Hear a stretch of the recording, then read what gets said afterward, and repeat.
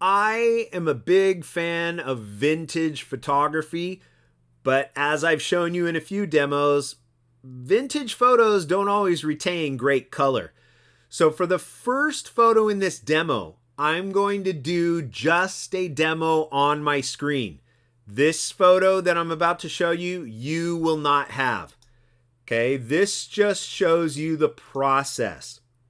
So I'm going to come down to 8.10 and I'm going to open up this first photo.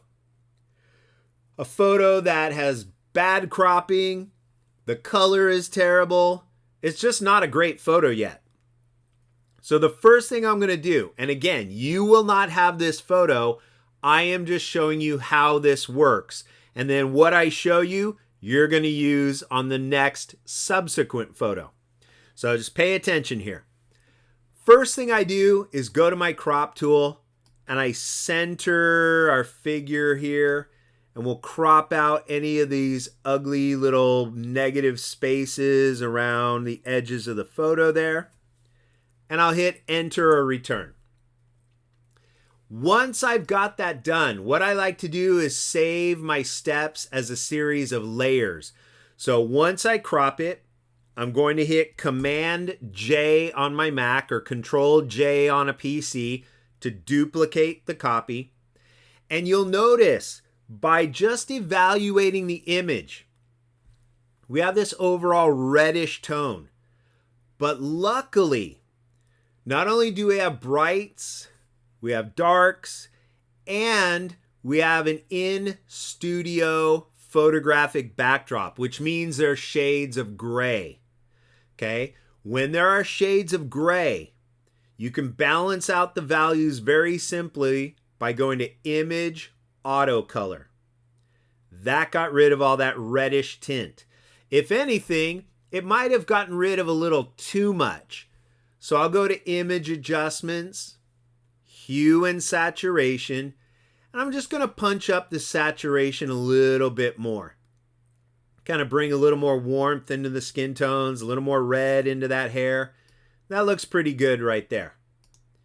The other problem with these older vintage photos is the cheap paper quality. So if I zoom in, you can see all this texture all over that photo. That's that canvas print quality paper that they used to use in the 60s and 70s. And that paper tends to not only create a texture, it tends to flake and create all these little splotches like ugly dandruff all over her shoulders. I don't want that. And I don't want the texture there either. I want to minimize that.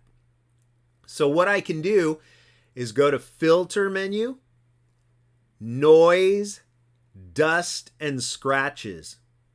And you can see without even changing anything, all of that texture is gone on the skin. All of that dandruff, 95% of that is gone. It smooths out the photo. It's beautiful. I click OK. The only thing the dust and scratches won't get is large areas of damage like that or a big spot. Dust is like little specks of dust. But dust and scratches, it gets rid of the tiny ones. It doesn't get rid of the really big ones. So in that case, I have to do some minor photo retouching. That's the fifth tool down on the right, your clone stamp. And just to show you what that does, I'm going to come back up here for a second.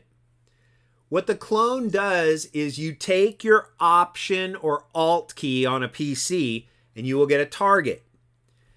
You click while you're holding your Option or Alt key and then you let go of the mouse and the keyboard. You will get a preview. So this is basically telling you if I Option clicked or Alt clicked the eyeball, that's my source. And I'm going to repaint that source over here when I click and drag. Like that. It'll pick up an area and clone it over there. So obviously I don't want to do that.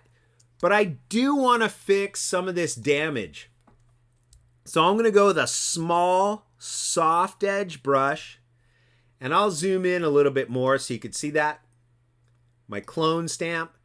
You want to be aware where your cursor is following you. And let me show you that. If I hold Option or Alt key and I click, I let go of the mouse, let go of the Option key, and now I move my cursor over the damage. When I click and drag and start painting, you're going to see a plus up here. Wherever that plus goes, it's repainting the pixels down below, like that. But if that plus gets close to that red, it's going to paint that red down below here. Okay, so you can't do cloning all in one shot. So I'll undo that. Cloning is done in a series of passes like this. Option or Alt click, reposition my mouse and paint a little bit. And when that plus starts to get close to that red, I stop. Then I'll come back up again. Option or Alt click, let go, reposition my mouse, and I'll paint some more. When it gets close to the red, I stop. Now I'll do it one more time, but I'll come in with an even smaller brush.